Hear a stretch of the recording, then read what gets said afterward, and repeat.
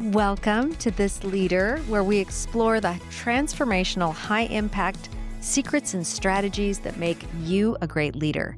I'm your host, Claire Laughlin, and I am so glad you're here. You are on a Teams call.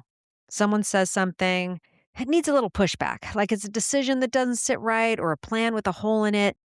I don't know, maybe it's just a comment that feels off, and it really should be addressed. You feel it, okay? There's a small window where you know someone should speak up. Two people start to speak at once, both back away because, that's interrupting, and then it passes. And nobody says anything really. It doesn't get addressed. The moment just slides by. So here's the thing no one wants to admit. A virtual room gives us many ways out. We can mute ourselves. We can turn the camera off. We can let the silence do the work instead of us. And each time we take that exit, something underneath the surface takes a little hit. And that's something, it's the kind of trust that only shows up when we've actually risked something with each other. My guest today is on a mission to turn that dynamic around. Scott Farmer describes himself as a father, a husband, an entrepreneur, and a persistent seeker of silver linings. Hello, I love that. Maybe, I don't know, Scott, we might be twins separated at birth. And for over 20 years, Scott built his career in nonprofit leadership. He's still building that, by the way. But in 2020, you remember 2020, the pandemic, right in the middle of the pandemic, or right when it started there, Scott and his wife, Natalia, made a bet that most people wouldn't have made. They bet that if you gave people a reason to show up, sweat, and struggle side by side, in person, outdoors, of course, that connection would win. And that bet became GOAT Santa Cruz. GOAT stands for Group Open Air Training, and today it brings together hundreds of people a day across nearly 100 live in-person classes every week. Most every day, you'll find Scott there teaching classes for his wife, Natalia, who runs the show. Scott calls Natalia his badass business partner, which tells you most of what you need to know about how that partnership works.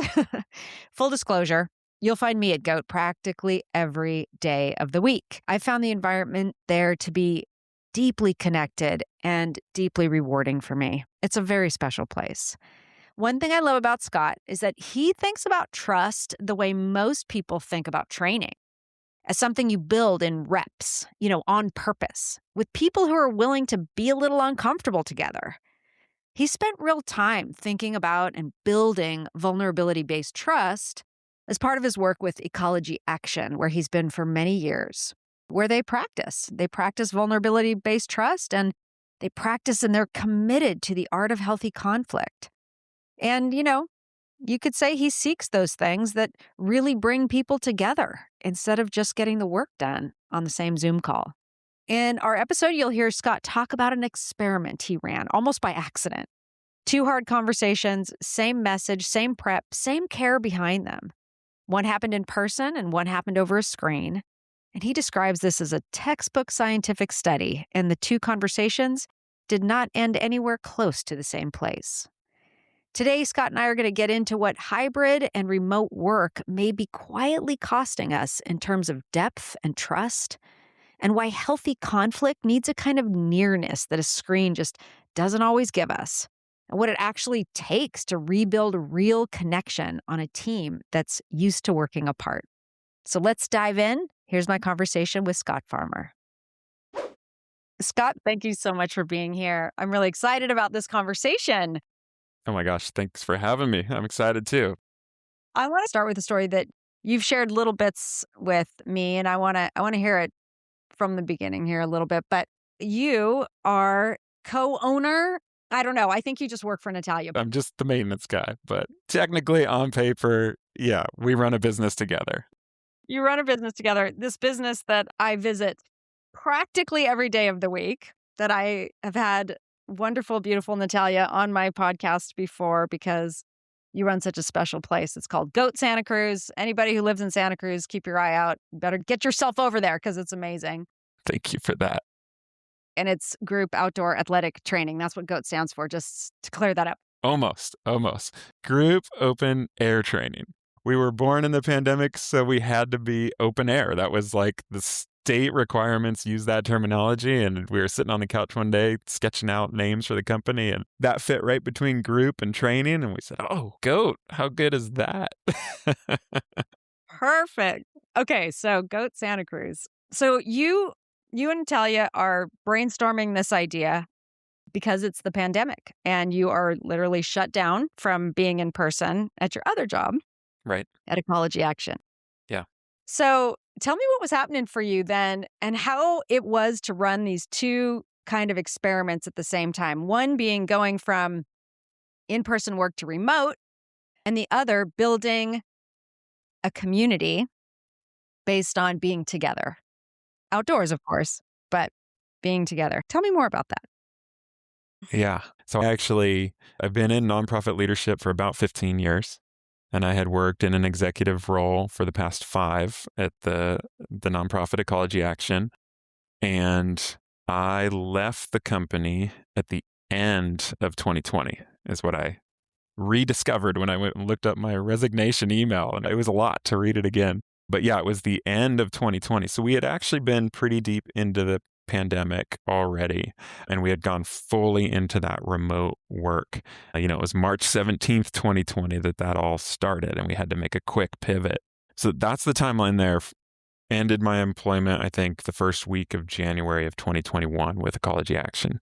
At the same time, from that March 17th date forward, Natalia and I were working with lawyers, working with advisors, trying to come up with a solution for what we found to be missing, which was a place for folks who like group fitness to come together and continue to feel that sense of community. Because we love fitness, we love working out, but what we really immediately missed was the people. We just weren't seeing people. These might have been people we never said a word to, nothing more than a smile, worked out next to, but they were just all of a sudden gone from our lives. Right. And that sense of having a place to go every week or multiple days a week to be around people doing something hard together, that was just an immediate, obvious, missing part of our life. And so as soon as that pandemic started, as soon as we were isolated at home, we just started tearing apart the guidebooks, all the rules. I don't know if you remember, there was like a purple tier and an orange tier and all these different rules that we've all forgotten, but we dissected it all. We worked with local and even state agencies to figure out what we could do. And we put together this wild business plan to basically lease a parking lot, get people out there. And at that same time that we were upwriting this new endeavor, which, to be totally honest, we thought would be a 6-month temporary stopgap until everything blew over. At the same time we were doing that, I was going through a really overwhelming period at Ecology Action. We were going through a lot of transition. I had a lot of responsibility. I was the executive. It's kind of like operations was my title. I can't even remember what it was, but it's basically make it all work. We do a lot of utility funded work, and that means we're heavily regulated by the California Public Utility Commission, which is a notoriously challenging regulator to work with. Pull all those pieces together, make it work, add on top of that, make it work in a remote environment. Our work is all very field-based. It's about doing physical work inside of buildings to make them more efficient and use less energy.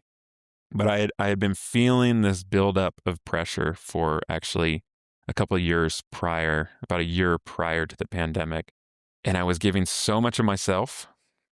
And I know, because I do a lot of talk therapy, that I struggle with anxiety. And I have this superpower, which is I can take any problem and immediately develop a solution for it. And so I was really good at my job because all we dealt with all day long was fires and fire drills. Yeah. And when you've got a fire going on, you need someone who's willing to say, hey, guess what, guys? I got a plan. Here's a 10-step plan to get us to certainty. That's what you're always searching for when you're an anxious person, is certainty. So I was really good at developing plans, coming up with these things. But like with most of us, my superpower, also my kryptonite. And so it was just the level of anxiety I was dealing with was through the roof. And I went to my leadership team and I went to my CEO, who's someone I absolutely respect. And honestly, this was before GOAT started. I just said to him, if I'm going to be this stressed, if I'm going to work this hard, it has to have a local impact. Yeah.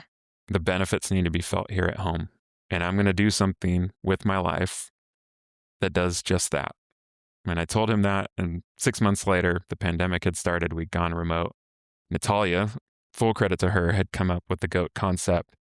And it was just one of those things where you say something out loud and then all of a sudden it falls in your lap. And I went, oh my gosh, that thing I told my leadership team I was going to do, it has now presented itself as GOAT Santa Cruz. And so, yeah, I left. I went all in. I actually took a leadership job at another nonprofit that I thought was going to be easy, an amazing nonprofit. I won't name names, but within 30 days realized it wasn't a good fit for me. So then, left that nonprofit, kept working with Natalia. And actually, to Ecology Action's credit, went and knocked on their door, tail between my legs, a couple months later and said, well, I can come back part-time. I'm not going to work as an executive. I'm not going to take on the level of responsibility that I had been shouldering, but I'm willing to at least give you that creativity that I know you've come to love and maybe do some of that anxious problem solving on a limited schedule. And so they brought me back.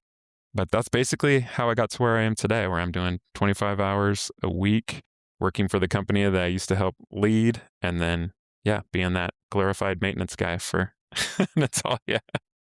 Well, hooray for you for knowing what you needed, for finding your own clarity on what was going to meet your most important life needs and making the hard choices that needed to be made and taking the risks that need to be taken so that you could fulfill something more important than the certainty, which you've just said is important for you, Right. but fulfill something even more important than that. Fill me in a little bit on that. You just were sharing with me before we hit record about the importance of doing something with the community in mind. I just want our listeners to hear this. It's so good. Yeah, I'll try and give you the shorter version. So, had been working in an executive role. The organization compensated me very well and got used to a lifestyle based on that level of compensation and was willing to, accept that stress comes with responsibility. And I totally got all that, didn't go into that blind. But what that position required was constant growth. I mean, anytime you're working in an organization, that's the goal, right? Year over year, you got to show that growth. And that's what it's all about. And it's usually, even when we're working in a nonprofit setting, you've got to grow the revenue in order to hire more people, to deliver more programs, to deliver more of those top line benefits that tie back to your mission. So it's about driving for more revenue. And in some ways feels a lot like working at a startup, feels a lot like working in a for-profit space. Yeah. When we started GOAT, when I let go of all that, I had this, well, like you said, I was incredibly scared. I had no certainty. It was a giant risk. But we had this sense that we were filling a need in our local community that was filling a gap. There was a need, and we just knew it was something that people would appreciate and that people were needing right now, that people needed a way to connect. And massive financial hit in terms of just our family's well-being, huge uncertainty in terms of would this business turn a penny? We don't know. Right. But we started focusing around this idea of community as the metric. Community is going to be the metric by which we measure our success, not revenue. Mm-hmm. The number of people who come, the number of connections that are made, the number of new friendships that we feel, that we see formed at the business. This is going to be our driver. And so we based everything, all our designs, everything around being as accessible to as many people as possible. We built a structure that had no memberships, that had very low cost of entry, where there was no intimidation, where there was no salespeople telling you had to sign up for a long time. It was all about just bringing as many people together as quickly as possible. And we did that. And what I quickly realized was this path I'd been going down, which was a path of I've got to create wealth so that I have certainty later in life, and that the path to certainty, the path to comfort was big bank account, savings, whatever you want to call it. Right. What I realized is I actually feel more certain, more secure, more protected and comfortable in a community that we've helped build. That's where true security comes from. Security comes from having a large community of like-minded people who you've helped lift up, who in turn lift you up when you need a lift. And that at least now, this is all an experiment. I may be eating these words 20 years from now, but at least for now, it really feels like that is what I sleep so well at night now. And I didn't used to. When I was chasing that dollar, when I was trying to build that account, and I thought that that was the key to security and certainty, I never felt that comfort. It was always a chase. Now we have this beautiful network of hundreds and hundreds of people that we work with on a daily basis. And that lets me sleep well at night. And that gives me the sense that should shit hit the fan, that we would be propped up by this community that we've built and in turn has built itself and has grown and grown. And so that was just such a recognition for me that security comes from community and that community can be a metric by which we measure our success. Absolutely. I love that. I think that's so important. You said something earlier that I just jotted down here real quick. I'm not going to get your words exactly right, but you said something about being around people doing something hard together. Yes. I think about that so much in leadership because in leadership, leaders are so constantly asking people to do hard things. I mean, or not, so I mean, in some places, maybe not, but for the most part, it's about coming together to solve problems, be creative, move things forward. Often it is with a growth mindset or a profit mindset or something like that. But ultimately, under the surface, it's, hey, people, come with me because we're gonna solve these problems. We're gonna do hard things, and it's gonna feel good. You know? Yeah. And I do think people feel good when they work hard towards something other than themselves. I think people feel really good when they can do that. 100%. We see that absolutely in the environment we've built in the gym business. People do physically hard things, or they show up in the middle of winter and it's a pouring rainstorm and we get through a class together and everybody's bonded around that experience of doing something really hard. I also remember, and this is one of the things that I'm trying to find a way to keep promoting in our remote working environment. I do remember that, I mentioned working in a highly regulated space. What that means is sometimes a new regulation is put in place and you got to pivot in a day. And everything you've been building, everything you've been doing is now got to go on a 180 or hopefully a 90, but a 180 degree turn. And the best way to do that, the best days we had, we called everybody in because they were already in the office. And we put them in this office. We called it the fishbowl because it just had windows all around it and a big stand-up desk in the middle. And we would get around that desk and we would just not lock the doors, but more or less say, we're not leaving until we have a solution. And there'd be computers everywhere and there'd be whiteboarding going on and there would be yelling and there would be laughing at the absurdity and there would be tears and there would be people running out for more coffee and running out for food. But it was this battle that we went through together and we all were there lifting each other up. And the people that I went through those experiences with, I have a very similar connection to than the people who I have done really hard things with at the gym. It's this bond, and I have tried and tried and tried to build that in a remote environment and failed. So I'm now on this rogue track where I'm coaxing people back into the office. Yeah. And that's something I really want to talk about because I think I mentioned this to you before, but I wrote this blog post a couple years after the pandemic called Pandemnesia. I was writing about the things that I think we have sort of forgotten the importance of, and we've replaced it with something else. So for example, in a remote environment, yeah, it's super nice that you can work in your pajama bottoms all day. That's awesome. It's great that you can run inside or run to the other room and swap the laundry, in the middle of the day. And it's great that we don't have to spend time on the road commuting. That's a good benefit, and there's lots of benefits to it. And then I know a lot of organizations who have actually made policies where, for example, they don't even require that people turn their cameras on for meetings. And when I go and I lead a workshop or I'm trying to work with people through hard things and we've got, half the room without their camera on and stuff, it's just, we all know the feeling of this. We are missing something big. Right. One, without cameras, yes. Even with cameras, we're missing something really important. And I think it compromises our ability to do some of the hardest work and, solve some of the most crazy, wicked problems, and engage in the kind of healthy conflict that we need to really deeply get to the commitment and alignment that we need as leaders. What are your thoughts? Yeah, I totally agree. A couple of thoughts there came up for me. One, I remember moving into that fully remote, because we were all just thrown into that fully remote world. And actually the first feelings I had were comfort. It was so great. And actually, at least I like to think of myself as an empathetic person. I really feel the emotions of other folks around me that I'm working on hard, stressful things with. And all of a sudden I didn't feel those anymore because no one was around. I wasn't surrounded by that. And I just remember sitting there thinking, maybe this is it. Maybe this is how I should work for the rest of my life, because I'm not feeling this drive that I used to feel that had something to do with being in the room with folks.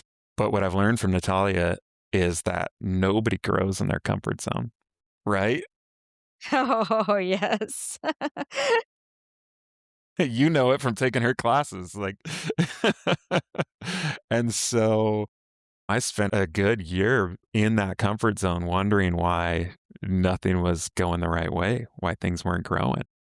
And I've come to convince myself that a lot of it has to do with when you've got a Teams meeting or, whatever, full of people, half of them with their cameras on and off, we're in our comfort zone. Right. And I think that there is something magical about being in that same room I described earlier, where we're really in it. We're in it together, that energy of being connected with other humans. I mean, we're pack animals. There's something there that we don't understand that really creates a lot of drive. I think that's huge. The other thing that I think is really hard to do in a remote work environment is, and I know this gets a lot of bad rap, but I think it's extremely hard to interrupt in a remote environment. And I know that's a small detail, and it's not a great habit of mine, but as a creative person who works with a lot of other creative people, Mm-hmm. I find that the most genius ideas come from somebody being willing to just put something on the table and get halfway through the thought, and then the next person jumping in and saying, and then what if? And then the next person, and then what if? But what if? And there's a room full of people all of a sudden shouting over each other. Yes. But the genius comes out of those moments. There's not ever one person who solves the big problem. Right.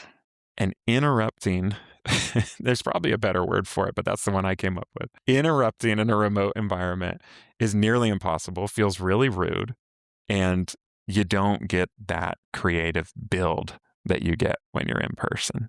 Boy, spot on. That is so true. Because as you're saying that, I mean, it's visceral. Like, I totally feel the difference. If I interrupt somebody on an online meeting, but, oh, sorry.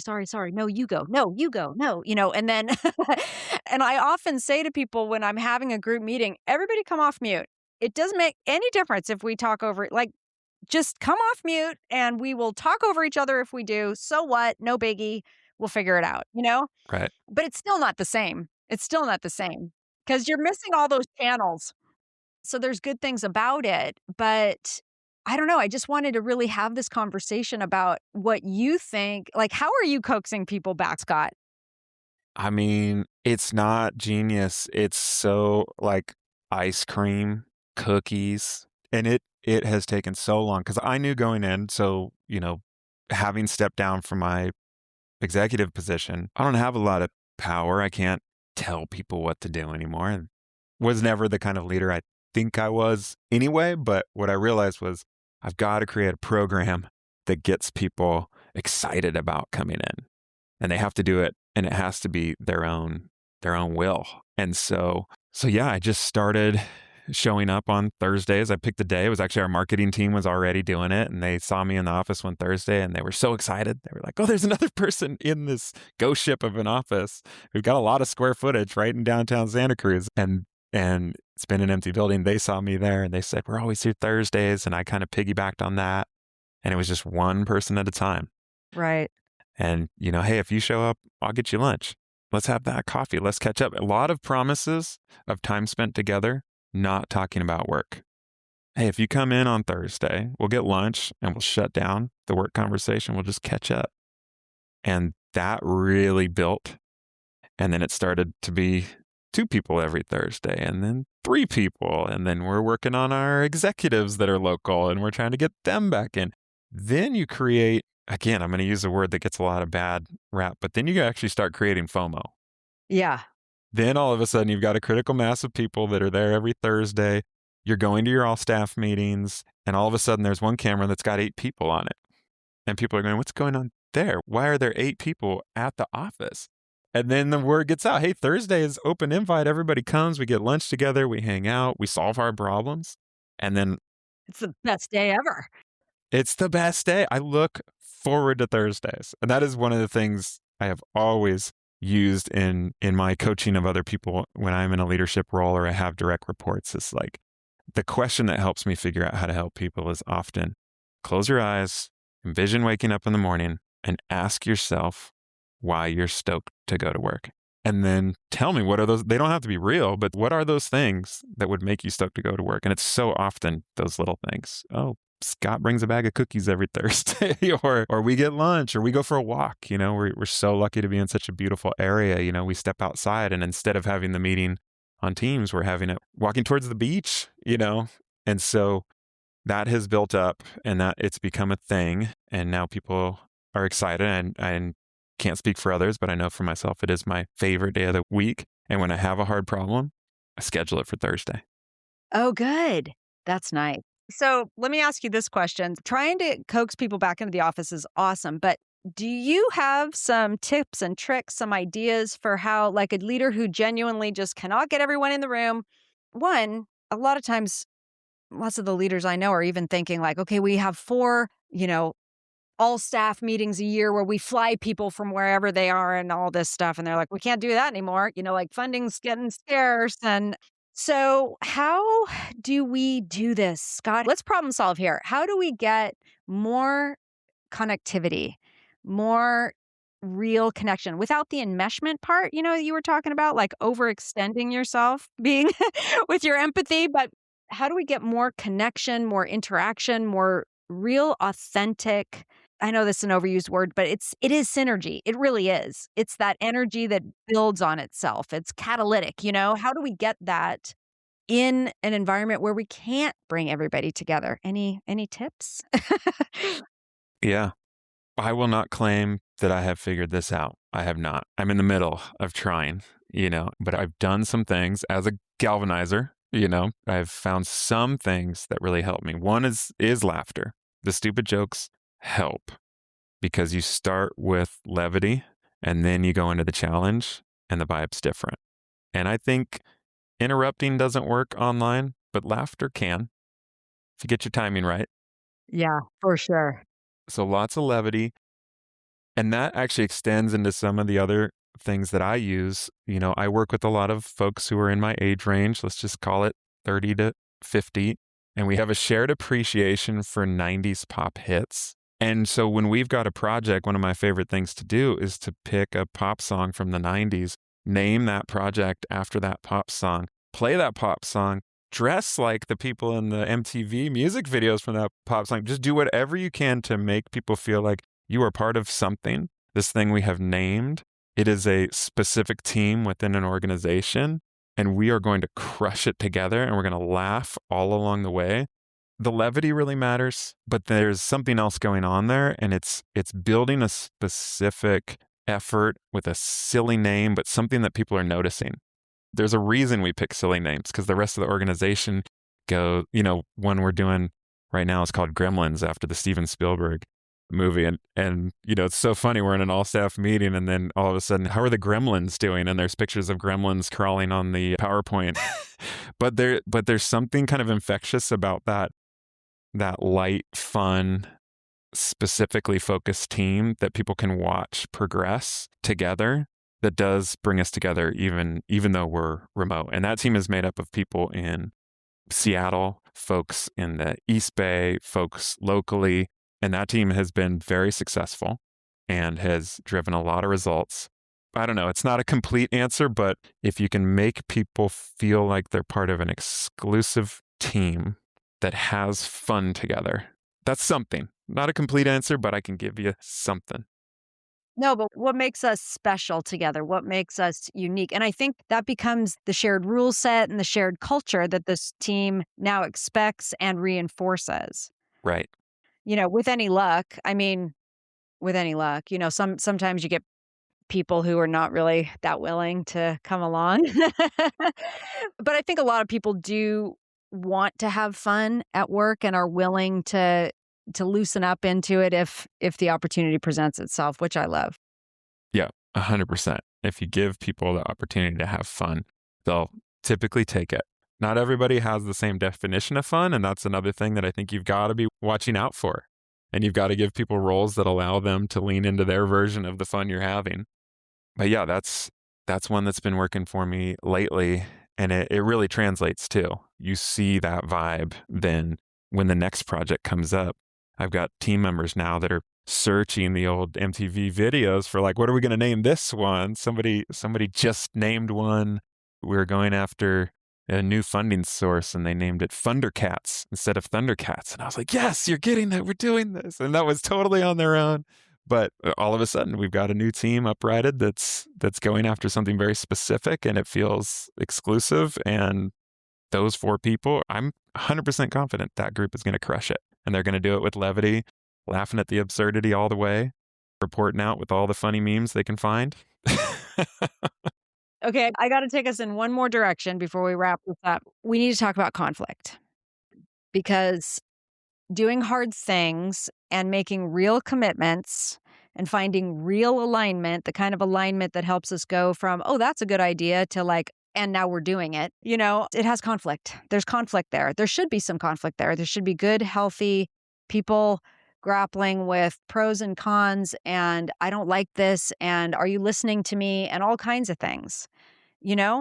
We've had prior conversations about what happens to conflict and how much harder, real deep, the kind of conflict that moves things, becomes in a remote environment. So 1, react to that for me if you have any reaction. And 2, tell me, what do you do with that in a remote environment to keep the connection? Because the healthy conflict is so important for commitment. Yes, absolutely. Creating a space where people feel safe to be vulnerable enough to say what feels wrong, to say what's scaring them. Really hard to create that space remotely. I've got a couple of benefits going for me in my nonprofit work, and that's that many people in the nonprofit space are there because they believe in the mission, so they're already very passionate people. And so they are often willing to raise their voice, and I think that is a benefit we have. Also, tenure. People stick with their nonprofit work. So a lot of the people who I can have healthy conflict with, it's because I knew them before the pandemic and we used to hang out around the water cooler, and so we have a relationship from before that. So looking for conflict with the people you already feel comfortable with and have that trust with is one way to do it. But I do think that allows you, if you have those people that you have that safety with and you're willing to be vulnerable with, I think it can be uncomfortable, but to have that challenging conversation in front of a group in a remote setting is good, because people will take the deep breath and people will sit back in their chair and they'll think, how are Scott and Jill going to work this out? This doesn't look good. But to have that trust already created with somebody and then work through it and lead by example, I think that's one way we can do it. So know your trusted conflict heroes, maybe even prep them, maybe even say, hey, we don't agree on this and we're going into this meeting. Let's hash it out. Let's show the team what that looks like. I think that's huge. Yeah, that's good. I like that. Mm-hmm. I know crucial conversations are something you're very familiar with. It's something our whole organization has been trained on, which is a huge benefit for us. And that's a big part of crucial conversations is preparation. So I'm just thinking out loud here. We always did the prep before we went into a crucial conversation personally. Lead with heart. What is it that you truly want? Maybe there's an extra step now. Prep. Share your prep with the person you're going to have the conflict with. Practice. And then as leaders, have that healthy conflict in front of your team. Oh, I like that. Or prep and share with the other person so that they can take time to absorb your perspective. Yeah. even if you're not doing it in sort of this fishbowl environment or whatever, but like share with the other person, let them absorb it, come to some peacefulness with it, and then go from there. What do you think about that? Yeah, I think giving people time to react is always huge, especially if you're going to do it in a semi-public way in front of a team. I also think start with small. Like, what if we start with not super important conflicts, but smaller things? And, we kind of grapple with those little things like, okay, we're going to do whatever the annual picnic. Do we do this or that, or whatever? Right, right. No, I love that. And I think you do start with small and you lead by example and you have those opportunities to disagree. I think that's huge. The not so helpful example I can give you too is I've experimented with the crucial conversations in person versus online. And I've had, like textbook scientific study. I did my prep. There were 2 individuals on our leadership team that I needed to have a very hard conversation with. One of them was local. We went out, we had coffee, we left laughing and excited about going to work the next day. The other one was remote. Same pitch, same story, same preparation. Tears, all of it did not end well. And the only thing to me that was different was the connection, that in-person looking each other in the eye. And what I learned from that one, and this isn't something that everyone has, is if I'm ever going to do that at that level again, I'm flying. I'm getting in my car. Like, it is worth it to me, the time spent not to ruin a relationship. Yeah, for sure. To take that time to wait to have the conversation when we can do it in person. I think there are some conflicts that are big enough that they justify the travel. Yeah, for sure. For sure. Thank you. I love that. If you were coaching someone today, okay, if you're coaching someone today and they are on the precipice of needing to go remote, they're going to transition their organization from more in-person time to more remote time, more hybrid. What would you tell them? What advice would you have for that person, for that leader or that leadership team? Oh, don't do it. Oh my gosh. You're asking the wrong person. I am the number one advocate for bringing people back into the office at my organization, not forcing them back in, bringing them back in through encouragement, through, all carrots, no sticks. But, well, I think what I would say is what I said earlier, which is you'll never grow in your comfort zone. Yeah. And you are giving everyone a very comfortable zone. Yeah. So find ways to push discomfort, healthy conflict, getting up, movement, creativity, encouraging people to find ways to connect in person, find ways to create discomfort in this newly more comfortable world that you're setting up for your team. I think it's so important. I think it's important internally. We're also seeing it right now externally. We have a lot of customers, people we're trying to influence again to do the right thing. We're a nonprofit and our whole thing is about getting out there and helping people make choices that are better for the environment. And we see success when our people get in the field and they go and they meet with people and they look at them in the eyes. And it's very uncomfortable. And people have got used to doing everything online. But I think in a world that's becoming more and more automated, where more and more sales teams are completely AI driven, I think your greatest differentiator is connection. Right. If you are that company that connects, that's willing to go the extra mile to meet in person. Yeah. I see success. I see a lot of success there. That's good. That's good. I love it. Well, thank you, Scott. Sure appreciate your time and attention and looking forward to seeing you live and in person over at GOAT very soon. Absolutely. Absolutely. Thank you so much for this opportunity. It is such a pleasure to just talk about these things that we never say out loud. We live with that. We live in it. We work through it. But to take a moment to step back, I really appreciate everything you did to prepare me for this conversation and how you led this conversation. So nice job, Claire. You're awesome. Thank you. See you soon. All right. See ya. Well, that was Scott. I love his energy. He just exudes positivity. And here's what's still with me from our conversation. First, okay, that image of the fishbowl, I love that. His old team crowded around a desk, whiteboarding, yelling, laughing, tears, all of it, right? Man, I love that. I love that. That's solving something hard together in the same room. God, I love that energy. He says he's tried to rebuild that feeling remotely, and he has to the best of his ability, but, it's not the same. There's something missing, right? And I think a lot of us know that feeling, but maybe we just haven't said it out loud. Second, that we're pack animals. Simple as that. There's something about being physically near people doing hard things that a screen just will never replicate, no matter how good the camera is. And third, I keep coming back to these two conversations, right? That he had the same words, same prep, in a sense, same heart behind them. One of those conversations in person and one remote, one ended in laughter, the other didn't. That's not a knock on remote work. I mean, there's no denying it. There's a lot of benefits to remote work and hybrid work. But that experiment, boy, that is a really honest data point about what depth costs us and what it's worth. So, Scott, thank you so much. Thank you for being so generous with your story. And thank you for reminding all of us that real trust asks something of us that a mute button will let us skip. So, friends, if this conversation had you thinking about GOAT, you should know that Scott's not the only one over there with ideas about building connection. Back in episode 49, I sat down with Natalia, his wife, and we talked about something that lines up with everything Scott told me today. The idea that pushing your body through something hard with other people builds the exact same muscles that you need for hard conversations and real teamwork.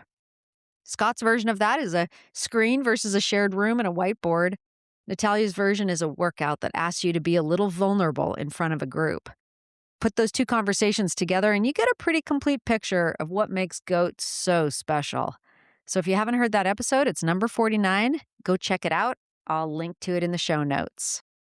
Here's what I want to leave you with this week, my friend. Think about one conversation on your team that's been happening, over chat or over a screen. One that maybe deserves 5 minutes in person, or at least a call, voice to voice, a call with cameras on, okay? You don't have to overhaul everything about how your team works. Just look for a gap, one gap that you can close this week, one way you can move a little bit closer. So if building real vulnerability-based trust and learning how to engage in healthy conflict is something that your team needs to work through, and if you'd like some help, that is exactly the kind of work I do with teams. I'm there for you whenever you're ready. You can always go to my website, clairelaughlin.com, and schedule a consultation with me. Meanwhile, if this conversation sparked something in you, please share it with another leader who's eager to grow. And make sure you're subscribed or that you follow, right? So you don't miss what's coming next. Until then, go lead the way.